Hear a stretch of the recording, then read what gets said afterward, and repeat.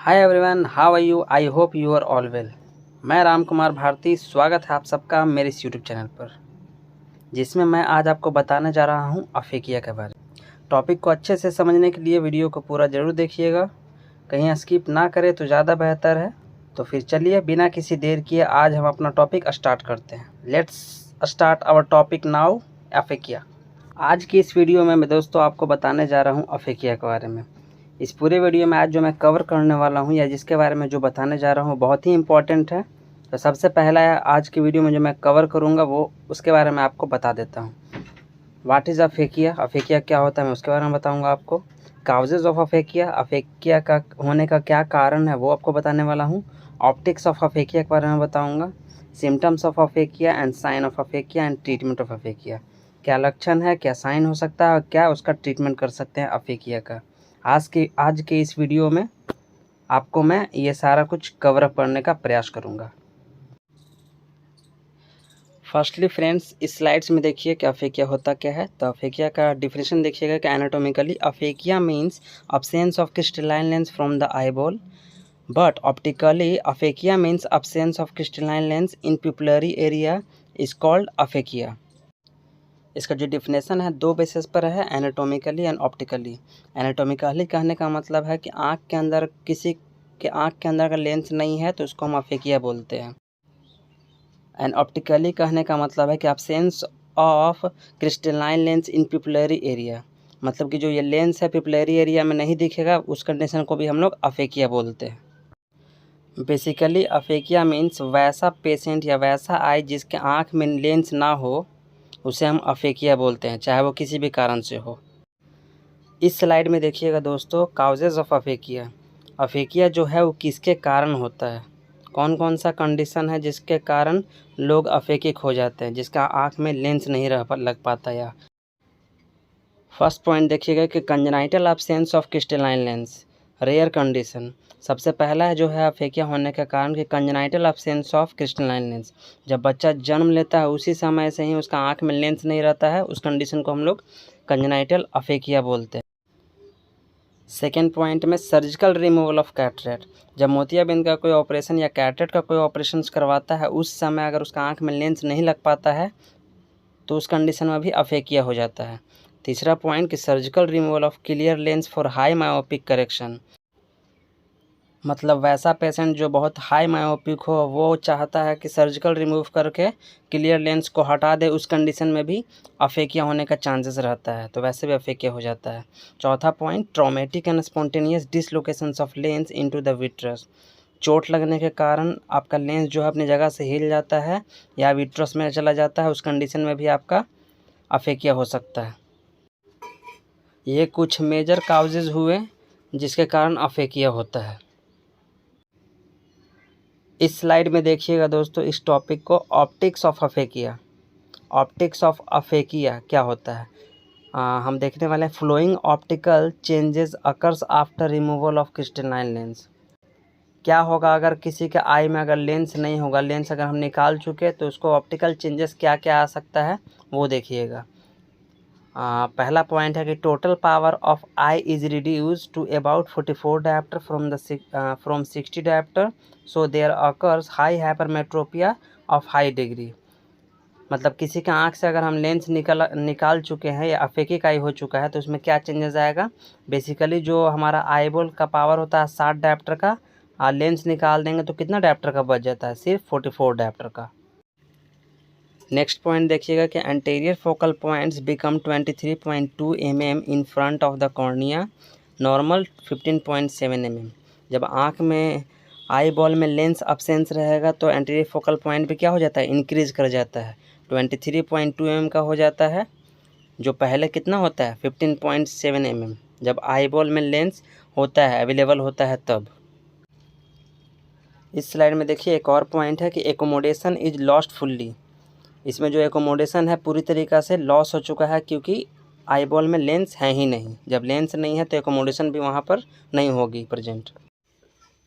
इस फिगर को समझाने से पहले दोस्तों एक पॉइंट मिस हो गया है जो मैं आपको बोल देता हूँ, आप समझ लीजिएगा और लिख भी लीजिएगा।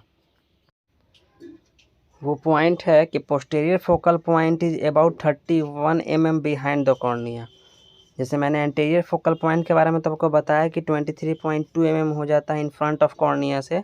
कॉर्निया से जो फोकल पॉइंट है उसका एंटीरियर वो बढ़ जाता है 23.2 हो जाता है। लेकिन जो पोस्टीरियर पॉइंट है, पोस्टीरियर फोकल पॉइंट, वो कितना हो जाता है 31 mm हो जाता है बिहाइंड द कॉर्निया, कॉर्निया से पीछे। ये वाला पॉइंट मिस हो गया था, लिख लीजिएगा फ्रेंड्स। अब मैं आपको इस फिगर के जरिए ऑप्टिक्स ऑफ अफेकिया समझाने का प्रयास करूंगा। ऊपर जो वाली जो फिगर देख रहे हैं वो इमेट्रोपिक आई, हेल्दी आई का है, कोई नॉर्मल पेशेंट्स का आई बॉल है जिसमें सब कुछ नॉर्मल है। एंटीरियर फोकल पॉइंट देख लीजिए, लिखा हुआ है साफ साफ 15, पोस्टीरियर फोकल पॉइंट लिखा हुआ 24, रेटिनल इमेज, रेटिना सारा कुछ अपने जगह पर है। लेकिन जो नीचे वाला अफेकिक आई जो लिखा है वो वाला इमेज में देखिएगा। इस वाले इमेज में लेंस अब्सेंस है जिसके कारण एंटीरियर फोकल पॉइंट क्या हो गया फ्रेंड्स, बढ़ गया है। ऊपर वाले फिगर से जब कंपेयर करेंगे तो जो एंटीरियर फोकल पॉइंट 15 mm था वो यहाँ पर आकर कितना हो गया 23.2 mm हो गया है। और जो पोस्टीरियर फोकल पॉइंट था नॉर्मल कंडीशन में 24 mm लिखा हुआ है, यहाँ कितना हो गया 31.2 mm हो गया, due to lens of absence, आँख में लेंस ना रहने के कारण। लेंस ना रहने के कारण जो उसका लेंथ भी है वो क्या हो गया, बढ़ गया, 7 mm इंक्रीज कर गया है। कोई भी ऑब्जेक्ट का इमेज रेटिना पे ना बन करके बिहाइंड द रेटिना बन रहा है 7 mm दूर। अब देखिएगा friends, symptoms of aphakia. Symptoms of aphakia कहने का मतलब जो पेशेंट को जो तकलीफ़ होती है और पेशेंट जो आकर के हमें बताता है वो सिम्टम्स हुआ। तो अफेकिया का जो पेशेंट है वो हमारे पास क्या क्या सिम्टम्स लेकर आएगा वो देखिएगा। पहला point, dimness of vision for both distance and near. वो डिमनेस ऑफ विजन, रोशनी उसको नहीं दिखाई देता है, दूर में भी और नज़दीक में भी उसको बहुत कम दिखाई देता है, ऐसा वो शिकायत करेगा। दूसरा कि ट्रबलिंग फोकस ऑन ऑब्जेक्ट, जिस पेशेंट्स के आंख में लेंस नहीं होता उसको कोई भी ऑब्जेक्ट देखने में काफ़ी कठिनाइयों का सामना करना पड़ता है। तीसरा पॉइंट कि इरेथ्रोप्सिया और साइनोप्सिया हो गया। इरेथ्रोप्सिया और साइनोप्सिया का लक्षण देगा, सिम्टम्स देगा। ये होता क्या है कि जो सनलाइट से यूवी रेज जो निकलता है उसमें से सबसे ज़्यादा red and blue line pupillary area से क्रॉस करता है तो उसको कुछ ज़्यादा चीज़ तो दिखाई नहीं दे पाता है, लेकिन हरा और ब्लू रंग दिखाई देता है। तो बोलेगा कि हमें कोई भी चीज़ हमको क्या दिखता है, या तो ब्लू दिखता है या फिर हरा दिखता है। ऐसा इस कारण से भी जो होता है, जो यूवी रेज होता है वो पिपुलरी से बहुत एक्सेसिव अमाउंट में यूवी रेज एंट्री करता है आँख में, तो पेशेंट्स को क्लियर इमेज तो नहीं दिखता है, बस ग्रीन एंड रेड इमेज दिखाई देता है। इरेथ्रोप्सिया रेड के लिए रिस्पॉन्सिबल होता है और ग्रीन के लिए साइनोप्सिया। अब साइन ऑफ अफेकिया क्या होता है, तो जो हम पेशेंट में देखते हैं वो साइन हुआ, पेशेंट जो कंप्लेन किया वो सिम्टम्स हो गया, और हम जो पेशेंट में देखेंगे या एग्जामिनेशंस करेंगे वो हमारा साइन हो गया। तो अफेकिक पेशेंट में सबसे पहले चीज़ क्या देखेंगे, तो लिम्बल और कॉर्नियल स्कार में बी सीन इन सर्जिकल अफेकिया। अगर किसी का आई सर्जिकल के कारण अफेकिया हुआ है तो वैसे लोगों में हमें क्या साइन दिखेगा, लिम्बल के पास हमको स्कार दिख सकता है, कॉर्निया के पास स्कार दिख सकता है। जब हम इंसिजन करते हैं सर्जरी के दौरान तो एक स्कार नज़र आएगा अफेकिया के केस में। सेकेंड पॉइंट देखिएगा कि people is jet black in colour. People जब देखिएगा उसमें टॉर्च बार करके पीपल को जब टॉर्च लाइट एग्जामिनेशन करिएगा तो पीपल में बिल्कुल आपको जेट ब्लैक रंग दिखाई देगा, बिल्कुल काला रंग दिखाई देगा। इससे भी हम लोग पता लगाते हैं कि ये अफेकिया है, ये सब साइन है। तीसरा पॉइंट देखिएगा कि fundus examination show hypermetropic small optic disc. जब उसका फंडस एग्जामिनेशन करेंगे अफेकिक पेशेंट का तो हमें क्या दिखेगा, ऑप्टिक डिस्क जो है बहुत स्मॉल दिखाई देगा। एक नेक्स्ट पॉइंट देखिएगा कि परकिंजेस इमेज शो ओनली 2 इमेज। जो परकिंजेस इमेज दिखेगा वो सिर्फ 2 इमेज ही शो करेगा। नॉर्मली जो परकिंजेस इमेज शो करता है उसमें 4 इमेज बनता है। इसके बारे में आपको नेक्स्ट स्लाइड में बताऊंगा, ध्यान से देखिएगा कि परकिंजेस इमेज किसको कहते हैं। तो नेक्स्ट पॉइंट बताने से पहले मैं आपको बताऊंगा कि परकिंजेस इमेज क्या होता है। देखिए परकिंजेस इमेज जो नॉर्मली नॉर्मल आई में होता है उसमें 4 इमेज बनता है। 2 इमेज आपका कॉर्निया का बनता है और 2 इमेज जो आपका लेंस का बनता है। 2 इमेज कॉर्निया का कौन कौन सा, तो एंटेरियर कर्वेचर का cornea and posterior curvature cornea पर इमेज बनता है। जो लाइट रेज होता है वो पहले एंटीरियर कॉर्निया पर पड़ता है तो एक वहाँ पर परकिंजेस इमेज बन गया, फिर पोस्टीरियर कर्वेचर ऑफ कॉर्निया पर पड़ता है तो सेकंड इमेज वहाँ पर बन गया परकिंजेस इमेज, फिर उसके बाद वो लाइट जाता है लेंस के एंटीरियर सरफेस पे, तो थर्ड परकिंजिस इमेज वहाँ बनता है, एक बनता है लेंस के पोस्टीरियर सरफेस पे, तो चौथा परकिंजिस इमेज वहाँ बन गया। तो नॉर्मल आई में जो परकिंजिस इमेज बनता है वो 4 बनता है, लेकिन अफेकिंग में तो लेंस अब्सेंस रहता है। जब लेंस अब्सेंस ही रहेगा तो उसमें 4 इमेज परकिंजिस इमेज तो बन पाना पॉसिबल नहीं है, उसमें सिर्फ 2 परकिंजिस इमेज बन पाता है, एंटीरियर कॉर्निया पे और पोस्टीरियर कॉर्निया पर। यही होता है परकिंजिस इमेज। तीसरा पॉइंट देखिएगा, साइन ऑफ अफेकिया। क्या क्या साइन दिखेगा हमको अफेकिक पेशेंट में, तो एक और है कि रेटिनोस्कोपी रिवील्स हाई हाइपरमेट्रोपिया। जब रेटिनोस्कोपी करेंगे तो उससे हमको हाई हाइपरमेट्रोपिया रिवील होगा। Deep anterior chamber, next point जो है उसमें क्या हो जाएगा, अगर अफेकिक आई है तो एंटीरियर चेंबर डीप हो जाएगा नॉर्मल की तुलना में। और फिर एक और पॉइंट है कि आइरिडोड्यूनेसिस देखने को मिलेगा। आइरिडोड्यूनेसिस कहने का मतलब जब पीछे लेंस नहीं रहेगा, लैक ऑफ लेंस नहीं रहता है, तो आइरिस जो है जब स्लिट लैम्प एग्जामिनेशंस देखेंगे तो लेंस आइरिस जो है थोड़ा फ्लक्चुएट करेगा, आइरिस अपने जगह से हिलते हुए नजर आएगा, उस कंडीशंस को आइरिडोड्यूनेसिस कहते हैं। टॉर्च लाइट से भी कभी कभी ये पता चल जाता है।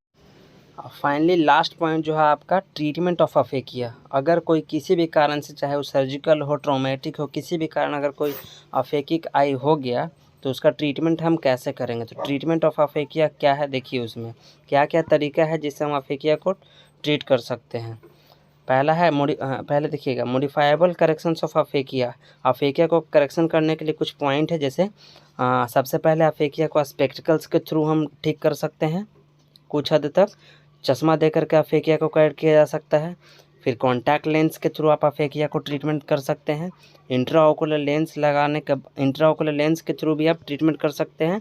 एंड रिफ्रैक्टिव कॉर्नियल सर्जरी, कुछ कॉर्नियल सर्जरी के थ्रू हम क्या कर सकते हैं, अफेकिया को करेक्ट कर सकते हैं। इसमें सबसे पहला देखिएगा स्पेक्टिकल्स के थ्रू हम कैसे कर सकते हैं अफेकिया का ट्रीटमेंट। तो स्टैंडर्ड अफेकिक ग्लासेस इज +10 डायप्टर। जो स्टैंडर्ड अफेकिक ग्लासेस होता है वो कितना डायप्टर का होता है, +10 डायप्टर का होता है, डायप्ट्रिक स्फेरिकल। अगर कोई अफेकिक पेशेंट है, अगर आप उसको ट्रीटमेंट करना चाहते हैं तो ट्रायल फ्रेम से +10 डायप्टर का क्या कर सकते हैं, उसको ग्लास दे सकते हैं, तो उसको कुछ हद तक दिखना स्टार्ट हो जा सकता है।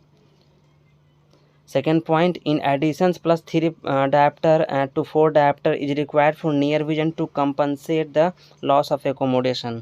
चूँकि लेंस है नहीं तो एकोमोडेशन बिल्कुल ख़त्म हो चुका है, तो नियर में उसको दिखाई नहीं देता है, जिसके कारण हम क्या करेंगे, अफेकिक पेशेंट्स को डिस्टेंस के लिए तो 10 डायप्टर देंगे ही, साथ ही साथ नज़दीक देखने के लिए 3 से 4 डायप्टर का, और अगर उससे भी ज़्यादा पावर ऑर्गेनाइज करना है बेहतरीन तरीके से तो extra power is determine by retinoscopy. Retinoscopy से हम एक्स्ट्रा पावर उसको डिटरमाइन कर सकते हैं।